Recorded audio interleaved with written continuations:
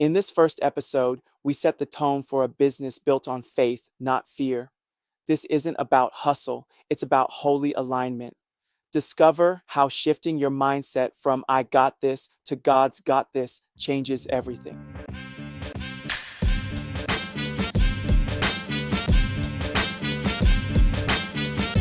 Welcome to the very first chapter of this journey. God is my CEO. Let me start by asking you a question. Who's really running your business? Is it you, your calendar, your clients, or the market? Or is it the God who created heaven and earth?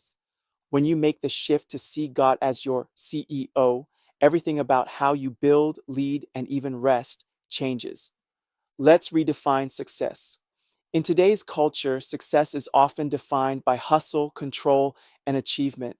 The CEO of a company calls the shots, signs the contracts, and carries the weight of the vision.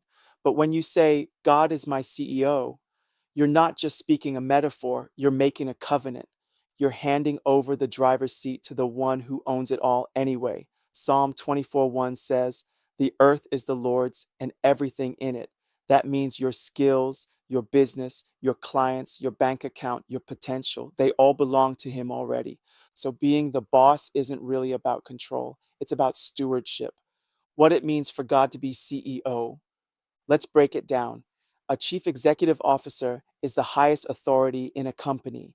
They chart the course, they make the final decisions, they carry responsibility for the outcome. When God is your CEO, you're saying, I don't make decisions without you. I don't set direction without consulting you. I trust you to oversee the launch, the clients, the revenue, the breakthrough. It's not passivity, it's positioning, it's alignment with divine leadership.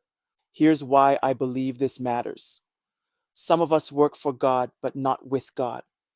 We slap a Bible verse on our website, but we don't actually invite Him into the boardroom. But here's the difference. Hustling says, I have to make this happen. Stewardship says, God, show me what's mine to carry, and I'll trust you with the rest. And let's be real, when we're in charge, worry and fear usually follow. But when God is in charge, peace and provision follow. Here are a couple biblical foundations. Proverbs 16:3 says, commit to the Lord whatever you do, and He will establish your plans. That's not a suggestion, it's a promise. Isaiah 55:11 reminds us, my word will not return to me empty, but will accomplish what I desire and achieve the purpose for which I sent it. When God gives direction, it's not trial and error, it's guaranteed purpose. Let me share a story. I know someone who was building their business by straight up hustle, early mornings, late nights, constant networking. They had money coming in, but no peace. Their marriage was strained, their health was deteriorating, and their spirit felt dry. One day they hit a breaking point and prayed, God, I can't carry this anymore. Be the CEO of my business. From that moment forward, things shifted. They didn't work less, but they worked with clarity. Instead of chasing every client, they prayed for the right ones. Instead of stressing over numbers, they tithed faithfully and trusted God's provision. And the results? More peace, more alignment, and yes, more fruit. Let me ask you this. Are you carrying weight that God never asked you to carry? Ouch. Are you making decisions out of fear instead of faith? Mm. Have you been the CEO of your own life while asking God to just bless your plans? Take a moment, breathe, picture yourself sliding that CEO chair across the table to God. Here are some practical steps you can take to make God CEO. 1. Daily boardroom meetings. Don't start your day with your inbox, start with prayer. Make your Bible your strategy manual. 2. Submit every decision, big or small. Pray before you pitch, before you hire, before you invest. 3. Let integrity be non negotiable. If God's in charge, shortcuts and compromises aren't on the table. 4. Rest in His timing. A good CEO doesn't rush projects before they're ready. One thing that I've learned over the years as a follower of Jesus' teachings is that God matures before He multiplies.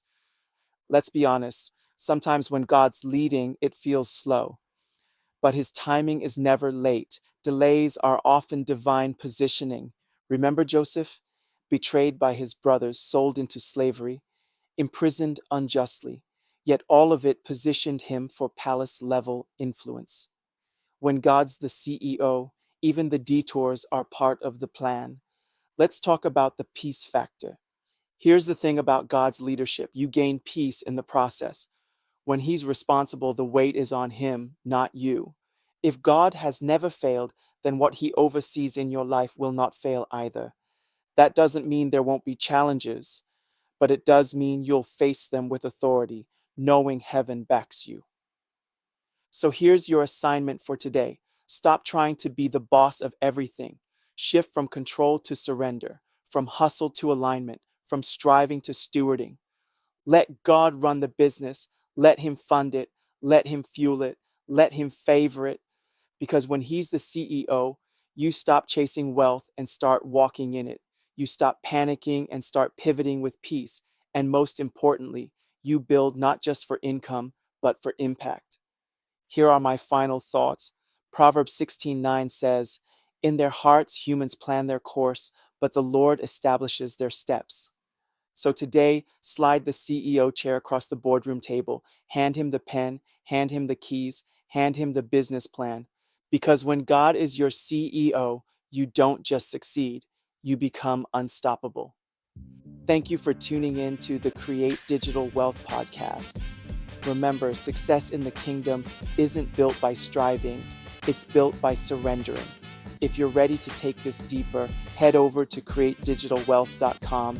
That's CRE8digitalwealth.com, where you'll find downloads, resources, and products designed to help you build wealth God's way. Until next time, keep building bold, keep building in faith, and keep letting God lead. Peace out, yo.